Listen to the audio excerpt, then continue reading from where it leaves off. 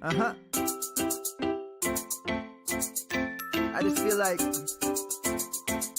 I've been around the block, ripping up fantasy stock, working around the clock.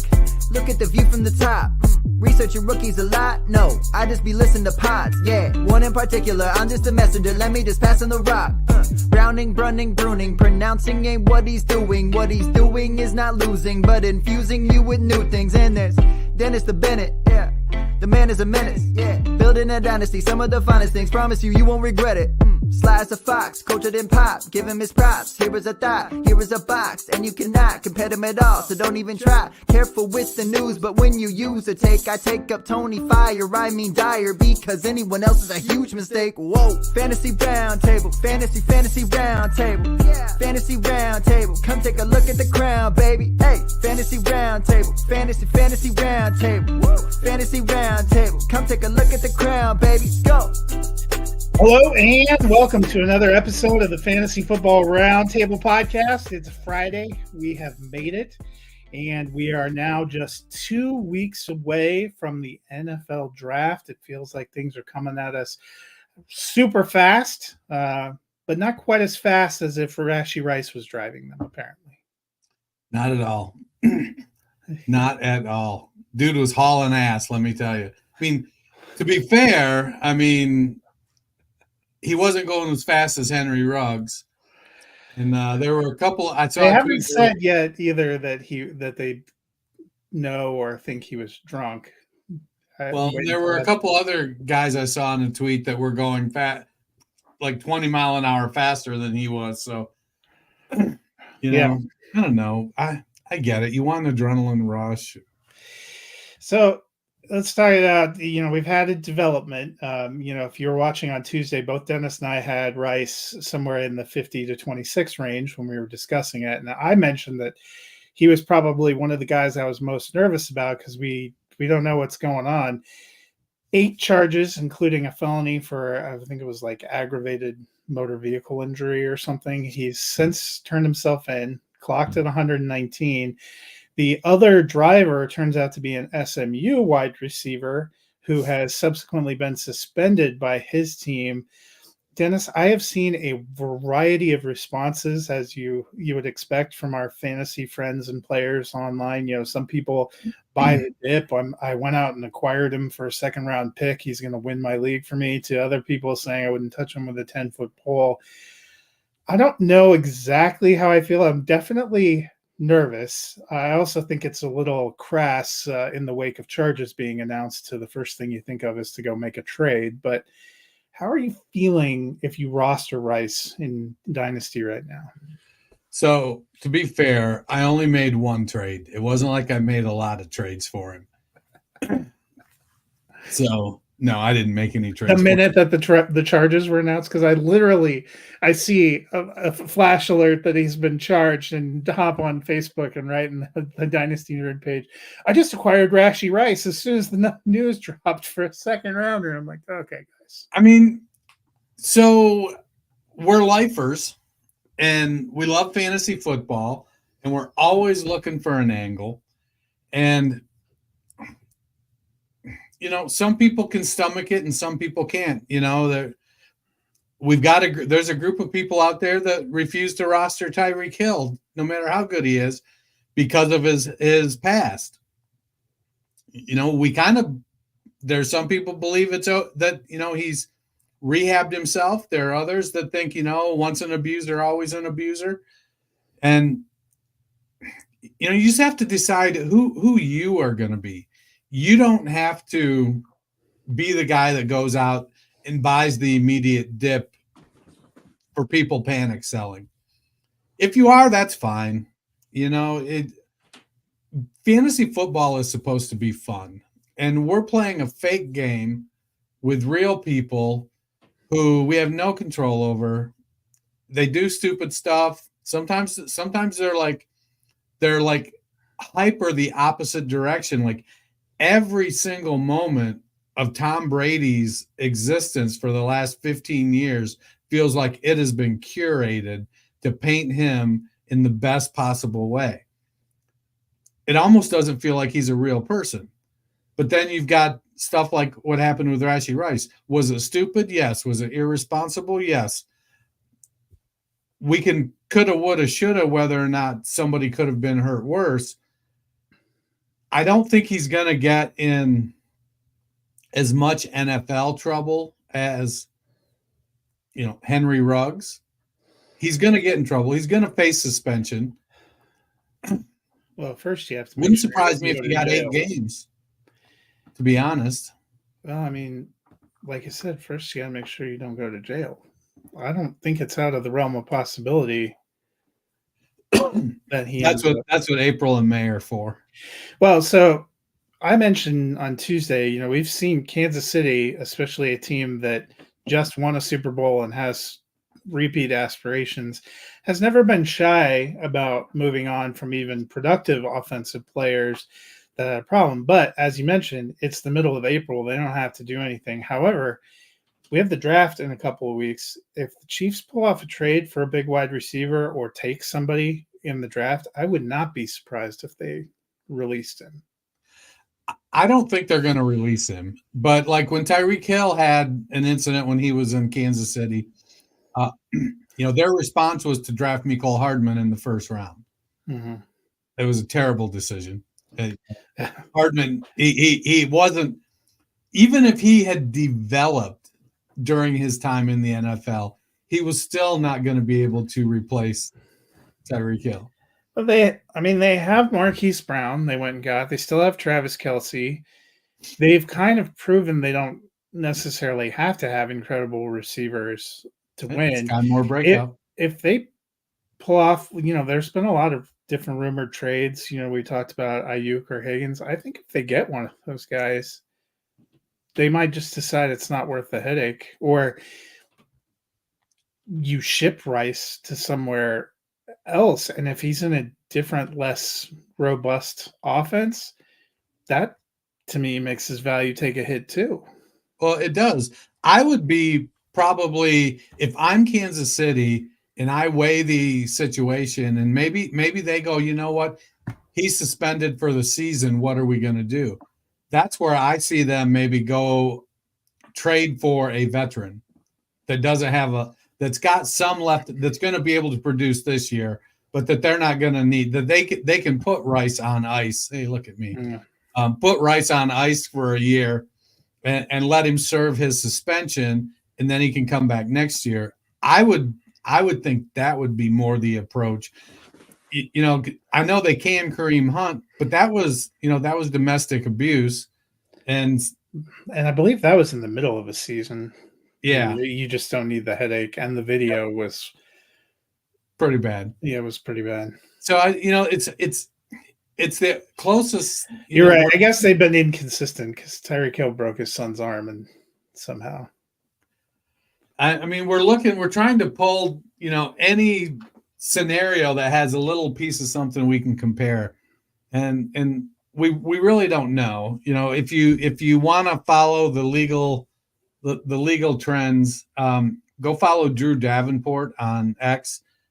Drew is a lawyer and he breaks down the legal stuff probably as good or better than anybody else. He doesn't give you, he's not saying this is what's going to happen. He tells you, like, based on my experience as a lawyer, and he's been a lawyer quite some time, here are the things that could happen, and he looks at it from the different angles.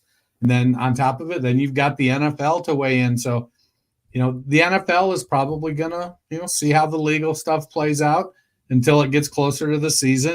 If it drags to the season, you can rest assured he's probably going to get himself a seat on the commissioner's exempt list.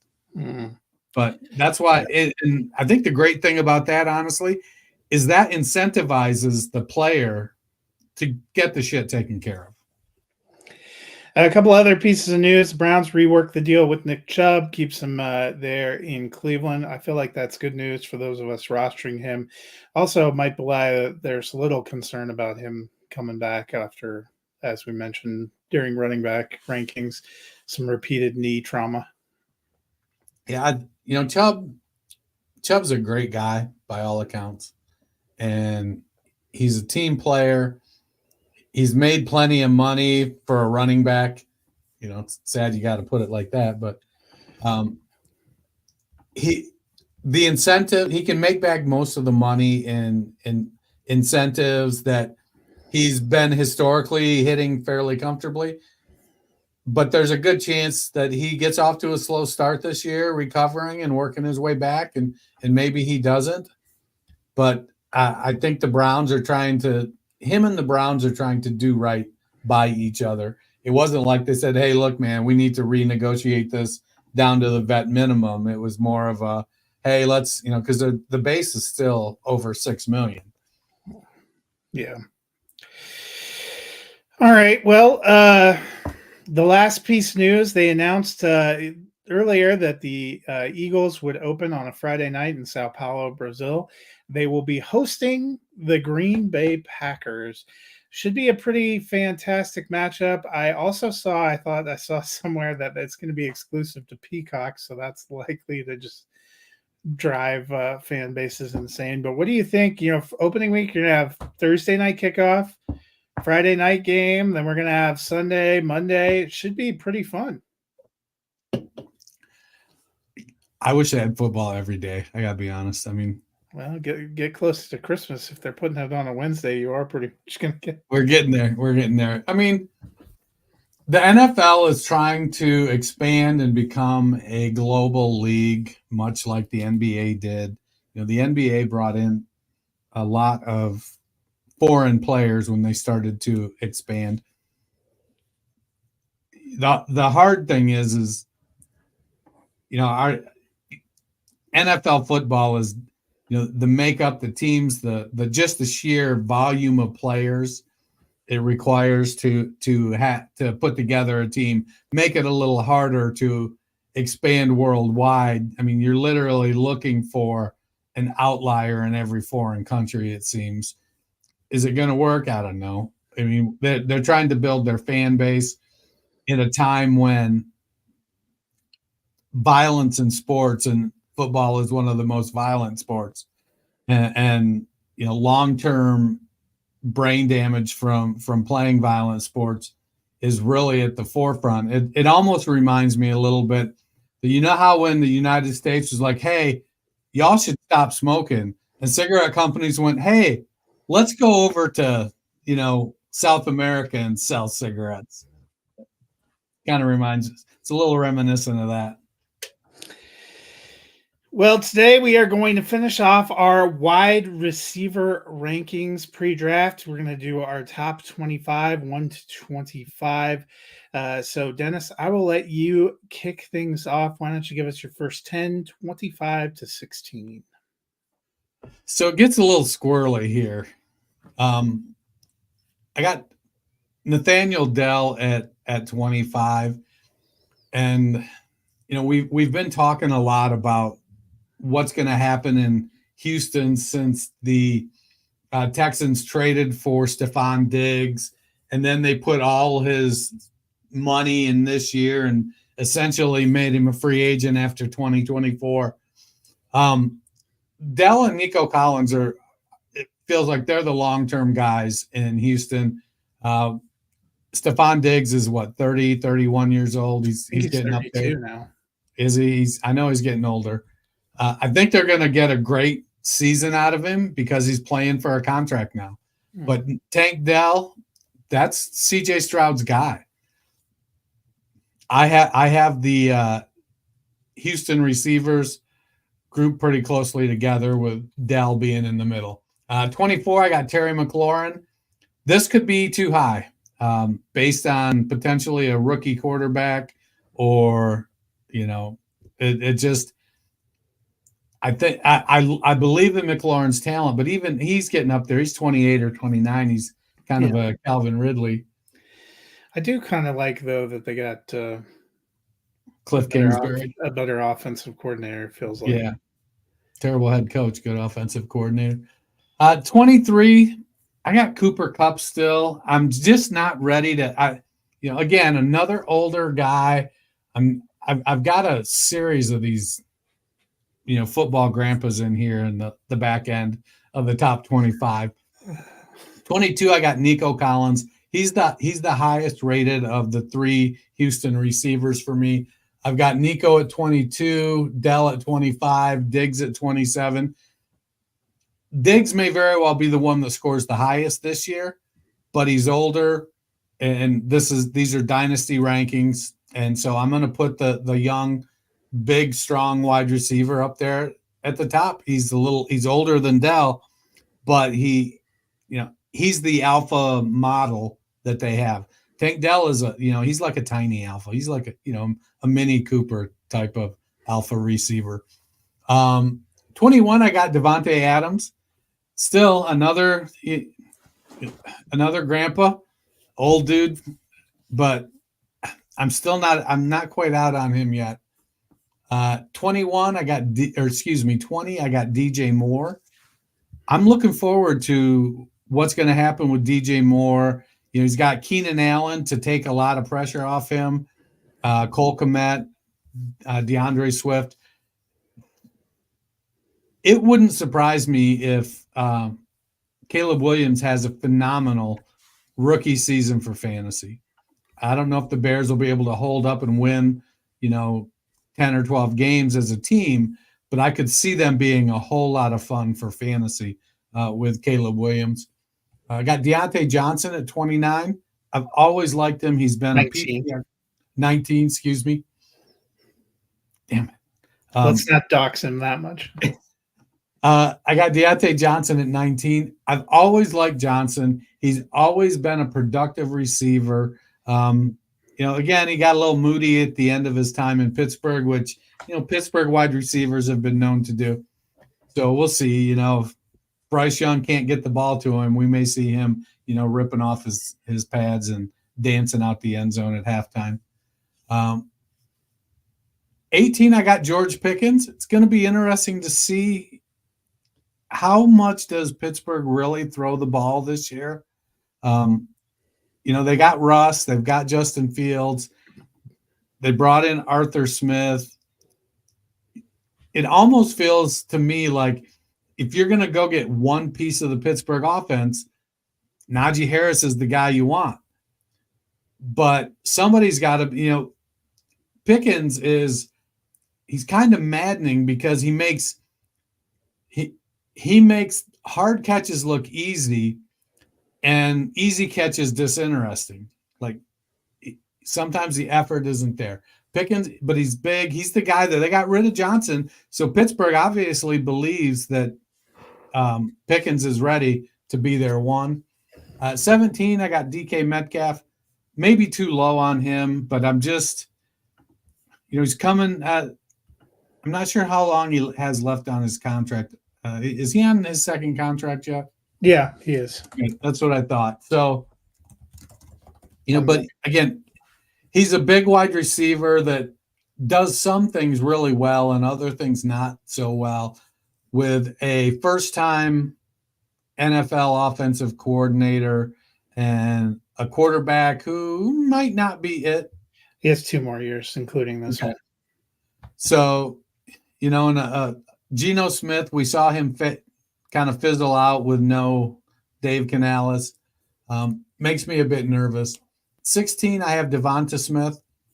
I want to have Devonta Smith higher. Just with A.J. Brown there and their propensity to run the ball, and they're going to have Saquon for the next couple of years. Jalen Hurts, vulture in so many touchdowns. It feels like the passing game is going to suffer a little bit. And so it'll be there'll be week-to-week inconsistency between Devonta Smith and A.J. Brown, but I think A.J. Brown is the one who's going to get the biggest benefit. For me, I have Amari Cooper at 25. You had him just a little bit lower when we were doing Tuesday. I still like Cooper, and even though Cooper's been there forever, I'm going to look up. I think he's actually not that old. I don't even think he's hit 30 yet. No, he's 29. Even though he feels like he's been in the league forever. So kind of still right in the prime. And he put up some great numbers last year despite having kind of nothing going on at quarterback. We think maybe they'll get Deshaun Watson back. Even if they don't have him, they have Jameis Winston, who I like better. He was wide receiver 20 last year, and that's even with missing the last 2 games. Just he's been kind of rock solid, consistent. I have Cooper Kupp at 24. I'm like you. I'm not ready to totally give up on him. I hedged a little bit. Puka Nacua was incredible as a rookie, but it was 1 year. I like them both. Do you see more of a coming back towards each other a little bit this year? Yeah, it feels like the Rams are a little bit hard with those two and Kyron Williams. We have some guys that were incredible, and you can't not recognize the talent, but also it's reasonable to not be supremely confident about where they're going to land. And we've also seen the Rams, when that offense has been cooking, have 2 receivers at either in the 10 to 15 range together. So we could be too low on Kupp. Could be too high. I don't know. I have McLaurin right above him at 23, just kind of a little bit the reverse of you. Same kind of concerns and stuff, but I still think he's the best guy. They signed him long term in Washington. I like you. I have Devontae Adams in here. I have him at 22. I think there's some questions about the Raiders quarterback situation, but there was last year, and he still caught 103 balls for 1,144 yards. Nathaniel Tank Dell is my highest of the Texans. I have him here at 21. I had the other guys a little bit lower in that last range. I think, he has great rapport. I think he's the one that CJ Stroud wanted, so I just bet on him a little bit more. But it is sort of hard to know, until we start seeing them play a little bit, how those 3 are going to shake out. And when we get to tight ends, how are we baking in things for Dalton Schultz too? All of a sudden, the Texans went from last year, where do they have a wide receiver, to feeling like they have an embarrassment of riches now. I have George Pickens at 20, and I'll be honest, he could be too low, but he could be way too high. He is by far the best receiver there in Pittsburgh. But last year, for as good of a season as he had in all those games that Deontay Johnson was missing, he only finished as wide receiver 29. He only averaged 12 points per game. And he's now paired with Arthur Smith, who had, a pretty good receiver in Drake London, who was maddening at times with his boom or bust seeming scoring, which is something that I felt before with George Pickens. Drake London only finished as wide receiver 37 last year with Atlanta. Denver had some decent offensive moments, but I was looking, Cortland Sutton was only wide receiver 35 last year with Russ. It's hard to totally know. Pickens could explode. The other thing is, to me, he feels a little volatile, because if Pittsburgh goes out and gets a receiver in the first round, I'm also not feeling incredible, because they still have Pat Freiermuth, and we know that Arthur Smith hasn't met a tight end he didn't like in an offense. I just think there are a lot of questions, so I ended up landing him at 20. He's another guy I feel like he could go higher, could go lower. I have Deontay Johnson at 19. Hopefully he's the missing ingredient to help Bryce Young take a little bit of a step forward. I have DJ Moore at 18. I agree with you. Chicago could be really fun to watch. They were fun to watch, I thought, last year. They were just a few breaks away from being a little bit more competitive. I wouldn't be entirely shocked if they were able to sneak into the playoffs this year. The NFC is better in some ways, but also still not incredible. Then I have Devonta Smith at 17, kind of the same things as you. I love his potential and his production in there, but I think A.J. Brown is just their number one. And then I have Jalen Waddle at 16, another guy that consistently produces. Hill is number one there, but it is a short funnel. It does feel like they're trying to widen that funnel. They were made a real concerted effort to get Jonnu Smith. Be curious to see if they're trying to get the tight end more involved. They're also a big running team, but definitely like Waddle a lot, so he lands for me at 16, and that's probably a perfect segue for you to do 15 to 6 because I feel like you also like Waddle. I do. I have him at 15. I'm not overly concerned with Jonnu Jet Sweep Smith joining the team there. The offense runs through Hill and Waddle, and then they've got the explosive running game. The rest of the offense they get leftovers. It's Mostert, it's Achane, it's Waddle, and then King of the Tyreek Hill there. I think Waddle he'd be the wide receiver one on a lot of teams, and unquestioned. He just happened to get drafted by a team that traded for Tyreek Hill, who's a unicorn. At 14, I've got T. Higgins. This is going to be an interesting situation to play out. I believe in the talent, and he's going to play somewhere else in 2025. I would not expect them to franchise tag him a second year, and I wouldn't expect him to sign a long-term deal there, especially as they're approaching contract with Jamar Chase. I think Higgins has a lot of talent. He's the type of wide receiver I like. He's big, he's strong, he's fast, and he's inconsistent. I love that. That's the kind of wide receiver you love, just the inconsistency. I got Deebo Samuel at 13.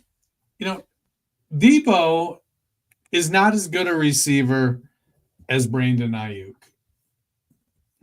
And what is he now? He's 28.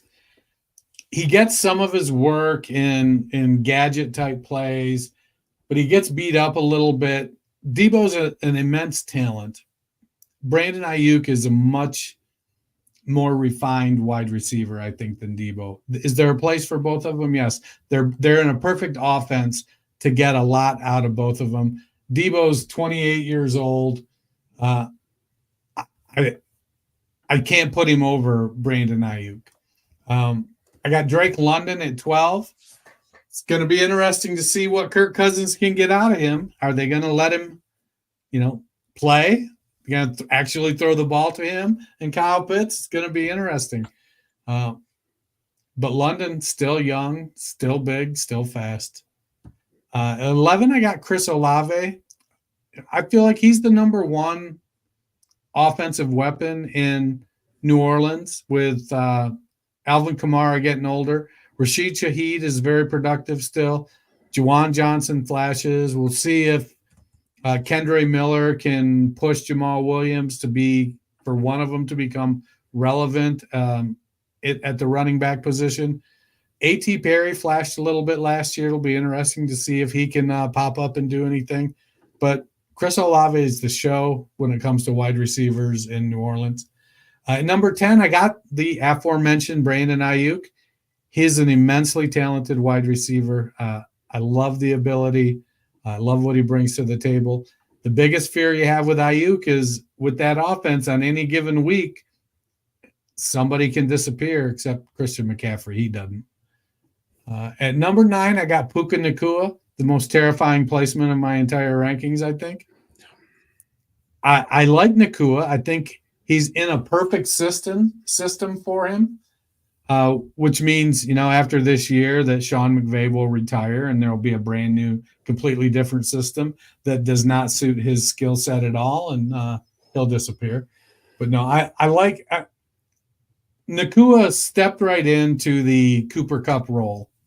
And then when Kupp came back, McVay said, I got 2 of these guys. I'm going to use both of them. So while Nacua is clearly the future, I think you've got to gamble on him when you got him up. I'm not going to bet on him going away in this offense. Number 8, I got Tyreek Hill. Ultimately, it just comes down to age here. All the guys in front of him are all high producing and younger, some substantially younger. Number 7, I got Michael Pittman Jr. We saw last year that he could produce really good even with Gardner Minshew. And in the couple games with Anthony Richardson, they had a decent connection as well. Pittman I think he's established himself as a go-to guy, and I don't think there's anybody in Indianapolis that's going to knock him off that perch for several years now. At number 6, I've got A.J. Brown. I think if Philadelphia was a higher volume passing offense and A.J. Brown didn't have to manage the knee, I might have him a little bit higher. I don't know how much higher, but I mean, we're at number 6. There's not a whole lot higher. But again, he was my number 1 wide receiver in that class coming out, and he has done nothing to disappoint me in that regard. Dude is a beast. For me at 15, I have Chris Olave. I agree he's the number 1 there in New Orleans. I just don't know how robust New Orleans pass offense is. He was wide receiver 25 as a rookie, wide receiver 16 last year. I don't know how much higher they will get. I love him because of his consistency, but I don't know that he has the ceiling of some of these in games of some of these guys above him that are in better offenses. I have T. Higgins at 14. I'm a little bit like you. I think he's, there are quite a few pairs of receivers in here where, the number 2 guy could be number 1 in a lot of different places. And, will Higgins move? Where is his long-term future? Will they get a long-term deal? Pairing him and Jamar Chase together for a long time. A lot of unknowns, but I have Brandon Ayuk at 13. I think there's some long-term questions. Is he going to remain in San Francisco? If he does, I still feel like they have so many guys that you're never going to totally maximize out. Does he go to a better situation? If Brandon Ayuk, if you told me that he got traded to Kansas City and signed a long-term extension, I probably would vault him up a little bit higher. You said Puka Nacua was your most nervous at 9. I feel that way at 12. I debated, do I have him in wide receiver 1? It feels disingenuous not to have him at wide receiver 1. It also feels kind of terrifying to bump him up. I'm like you, it was an incredible year. It kind of came as a little bit of a surprise. I'll be curious to see what he does. I have Debo at 11. I think you're correct. Like if we were talking about pure pass catcher, I probably like Ayuk better, but they use Debo in a variety of ways. And he seems like somebody that they're kind of committed to keeping in San Francisco long-term. I have DK Metcalf still at 10. I think his physical specimen, I'm actually more bullish probably, it sounds like, than you on them being a more robust passing offense with their new offensive coordinator and moving away from kind of conservative defense and running game Pete Carroll. Maybe they don't have the right quarterback. I also am not completely convinced they don't go and get Michael Penix to be their guy of the future. And we have seen Geno with the right offensive coordinator and system. He was quarterback 6 as recently as 2021 or 2022, excuse me. So it's not out of the realm of possibility that even he can pick it up. You were nervous, I guess, about vaulting Nacua too high. I might be a little too high on Drake London, but I loved the talent. I love the potential, and we have seen Kirk Cousins be a gift to wide receivers in fantasy. I think he'll help Kyle Pitts, but Drake London is by far and away their best wide receiver. I have AJ Brown at 8. I'm a little bit lower than you. I'm still not sure what's going on with Philadelphia. There was some bad energy and some bad vibes at the end of last season. He's got great talent. There's still great potential, but we saw when there was some bad vibes at the end of 2022 that 2023 didn't go as we had hoped for somebody like Stephon Diggs. And I'm not saying AJ Brown isn't necessarily a better receiver, and he's definitely younger than Diggs, but could that situation fall apart pretty quickly? I mean, it could. The Eagles also now have Saquon Barkley, which is a weapon in the backfield that they haven't previously had. Are they going to switch to being a little bit more run heavy? You know, we saw Kellen Moore spread the ball around among a healthy group of receivers and tight ends in Dallas, which he has here in Philadelphia, and really lean on the running game in a dynamic way when he was in Dallas. So it could happen there. I have Tyreek Hill at 7, still talented, getting a little bit older, so he dropped down. And then I have Michael Pittman Jr. at 6. I like the long-term deal. I like him paired with Richardson. I like what we saw last year from him. He finished as wide receiver 13, even with missing a game, and with Minshew as his quarterback, I think there's a lot of potential to take another step forward this year. So, Dennis, you and I have the same 5 guys in our top 5, but we have them in a different order. Why don't you give your order first? It's crazy. We don't have any of them in the same exact spot. They are all different. It's interesting. Yeah. So last year I had Garrett Wilson as my wide receiver 3 for Dynasty. And then Aaron Rodgers played 3 plays. I still expect Rodgers to be around for a couple years. But I've got Wilson at 5. I think the chemistry is going to be good. I think they're going to be very productive. I just feel like, you know, when I looked at the guys ahead of him, could I make the case of flip-flopping him and Amon-Ra St. Brown, who I have at 4? I could. I think that Amon-Ra is probably a slightly higher volume guy, but maybe not, doesn't have quite the yardage production. I think Garrett Wilson will be, have a deeper ADOT than Amon-Ra St. Brown. And over the next couple of years, if I had to bet on one of their quarterbacks, I'm going to bet on Aaron Rodgers over Amon-Ra. But I think that the reason is that Aaron Rodgers will spread the ball around a little more, whether he's got the weapons or not, versus Jared Goff. And with what the Lions have, it's going to be pretty much Gibbs and St. Brown and Laporta. At number 3, I got Justin Jefferson.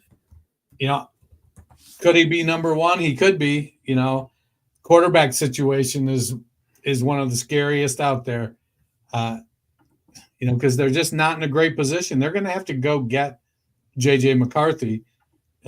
That's from all you read in the different draft stuff, they're going to have to go up and get him. They're not going to be able to rely on him to fall down to them at 11, and he's probably not going to go top 3. But McCarthy just feels like Alex Smith. He feels very game managerish, and that makes me nervous for Justin Jefferson. Makes me more nervous for Jordan Addison. At number 2, I got Jamar Chase. I just feel like I got CeeDee Lamb at number 1, and I think that it just feels to me like where Dallas is at the next couple years, they're basically telling Dak, we're going to put this team on your back and you're going to carry us. And Dak's going, for me to do this, it means CeeDee Lamb is going to get all the targets. So that puts Chase at 2 and Lamb at 1. And, I'm going to be honest. You talked about you can make a case. I think with any of these 5 guys, you could make a case for them anywhere in here. I concur. So I have Amon-Ra at 5, Garrett Wilson at 4. I still have Lamb at 3, Jefferson at 2, and Jamar Chase at 1. But, honestly, if I have any one of these guys, I'm feeling great. If I have 2 of these guys, I'm grateful. Yeah. I mean, CeeDee Lamb was unreal last year. His lowest point game was 9 points. That's talk about being bust proof. Amon-Ra has been incredible too. I mean, it's the only one that, and Garrett Wilson, what he's done with not really having much in the way of quarterback play the last couple of years and still putting up some pretty good numbers is incredible. Justin Jefferson, it's hard to not respect how incredible he has been since he came in. But you're right. He probably, of the five, is the one that makes me the most nervous because the quarterback situation is unclear and they have quite a few other weapons. Aaron Jones is probably more of a great pass catcher than renowned for being a great runner. They have TJ Hawkinson, who's one of the top tight ends, Jordan Addison. So they have a lot of weapons and options and some unknowns at the quarterback position. But, his talent has been immense. I like all those guys. So before we get out of here, let me ask you a couple of questions. First, I looked at the wrong. I knew there was something. I'm looking at Mondays. I'm like, who's not in the top 50? That doesn't seem right. Who's someone in the 15 to 25 range that you think could make the leap into the top 10 or even the top 5? So there's a couple guys. The easy one is Devonta Smith at 16. They could do that, but a couple other guys, DJ Moore and Nico Collins, they're both in a situation. I think Moore, I'm a little nervous about the rookie quarterback and just how really is the season going to play out. They've got Keenan Allen, who's going to probably be more of the safe receiver for them. So I'm a little nervous about DJ Moore. And then Nico Collins, because it is a kind of a three-headed monster right now, it's a situation where, he could end up not getting the ball and get sulky and get in his head and not perform. And then they've got Joe Mixon, who could be very productive at running back, and Dalton Schultz at tight end. Next thing you know, Nico Collins is tumbling down the priority list, and he's behind Tank Dell, and he's behind Diggs, and he's behind Schultz, and he just gets in a funk. And we've seen stuff like that happen with young wide receivers. So Nico Collins probably makes me the most scared, but I think he has a ton of potential. And because he didn't come right into the league and perform, and he's had to earn his way the last couple of years, I feel like he's got a good connection.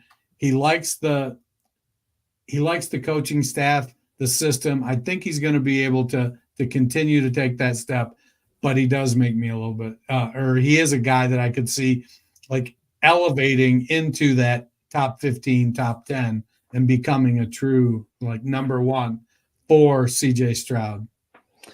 Mine, I'm going to say, is Cooper Kupp. There's every possibility that he was just dinged up last year and he goes back to, it's not been that many years since people made jokes about how much Cooper Kupp looks like Matthew Stafford's wife. And maybe it's just, the connection out there. But Cooper Kupp was wide receiver 1, I believe, in 2021. He's been injured before. It could go back that he and Puka are should be in reversed positions. I could see him flying right back up there. Who makes you the most nervous? I think you mentioned Puka. Is that who you're going to? Well, it's funny you should mention Cooper Kupp because I have him in my pool of people that make me nervous. Deebo Samuel and Puka Nacua as well. I talked a little bit about Puka, so I'm going to go with Kupp here because you talked about the injuries. We've seen him get banged up. He's an older receiver. He's a bigger receiver. He doesn't separate with speed. He separates with quickness. And when you start getting your legs tore up a little bit, that's something that goes away. And as a 30-plus-year-old wide receiver, that could get dangerous. And so I agree. Kupp could end up finishing inside the top 10, and Kupp could get completely usurped by Puka Nacua and, Demarcus Robinson of all people. The one I'm going to stick with George Pickens just because the volatility weird of that. Yeah. And the volatility, that offense, the Arthur Smith of it all, his range of outcomes feels like, top 10 to God, I wish he was still in the top 50. I just, especially with the draft coming up, I don't think Pittsburgh's going to take a wide receiver, but who knows? The best player available. Speaking of the draft, how many of the rookie wide receivers do you think are going to end up in your top 25 going into 2024? So, irrespective of landing spot, it feels like 3. Like right now, I think Brian Thomas is probably my 4. And I just don't think he would have to land in an ideal spot, I think, to get up there. But Marvin Harrison, I think he's going to be probably somewhere in the top 7, 4, 5, 6. There's every expectation he's going to Arizona. If Arizona doesn't trade out, I think a team is going to have to jump them to get him. And I don't think any of the teams in front of them really want to not take a quarterback. So they would have to be just completely overwhelmed with a trade offer by somebody to come up and to get a quarterback and I don't think you would. I mean, would you trade quarterback type capital to go up and get Marvin Harrison? I just don't think you would. I think Odunze and Neighbors likely land somewhere between 15 and 25. They're probably going to get a little more landing spot impact, I think, than Harrison will. Their games are a little bit different, and I think they're both excellent receivers. And I'm looking forward to the draft. I don't know if I've told you, but I'm not going to be on that Friday show that week because I'm driving to New York. It's the Nerds annual meeting, so I got to drive up to the Chateau de Nerd. Yeah, and we actually won't have this show on the Friday after the draft, but if you're looking for live coverage, I'll be with Matt on the Campus to Canton coverage. I think we're going to do live Thursday and Friday night. Okay. That works out perfectly. Well, I just figured I saw your note about being in the car. Well, you and I will be texting back and forth. So right. Not while I'm driving. Wink, wink. I'm with you. I think at least 2, Harrison and Neighbors I'd have in there. Probably Odunze, unless the landing spot is just giving you pause. Like if he goes to Pittsburgh, I might not have either of them. But I think all 3 of those guys will probably make their way up into the top 25. And then, it'd be interesting to see like if Brian Thomas went to, maybe Buffalo, and we start getting excited about the fact that they have a good quarterback and not a lot of options, maybe you start considering. But top 25 wide receiver is such a rich position. We probably have another 10 to 20 guys beyond the 50 that we talked about that you wouldn't be sad about rostering, and you might be starting every week. Oh yeah. That's why most fantasy leagues start 3 wide receivers. Yeah. Why most of the flex players are wide receivers. Well, speaking of the draft, as we approach next week, we are going to finish pre-draft rankings with tight ends, our top 25 tight ends on Tuesday. But then on Friday, we will start looking at rookie rankings where we are right now heading into the draft. And we will also have some rookie mock drafts next Friday. And then the Tuesday before the draft, we'll do half of it, some rookie rankings next Friday, quarterbacks and running backs, and we will do a super flex rookie mock. And then on the Tuesday before the draft, we'll look at pass catchers, receivers, and tight ends, and we will do a 1 QB rookie mock going into the draft. And then we'll see how the Tuesday after, see how all of our thoughts and feelings have gone right down the poop chute right there after seeing where they land. But Dennis, it's a long weekend. If people, if there's just not enough UFL games for them to occupy all their time, what else can they do? Well, they can go to their favorite podcast platform, hit that like, search out the Fantasy Football Roundtable, hit that like and subscribe, download, listen, leave us a rating and a review. We love that. Well, that'll do it for us today. You have all weekend to prep your research on tight ends before we talk about the top 25 on Tuesday. Until then, you guys have a wonderful